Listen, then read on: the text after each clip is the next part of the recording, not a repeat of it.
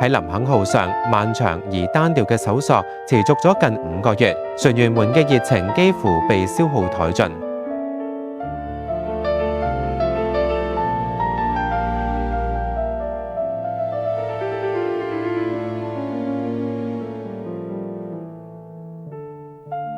船長召集眾人，提出咗回程嘅決定。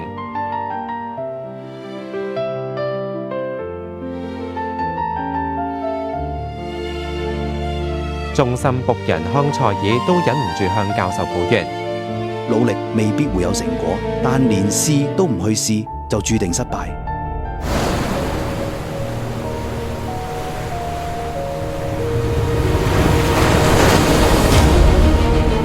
前方發現一頭獨角鯨，一頭非常巨大嘅獨角鯨。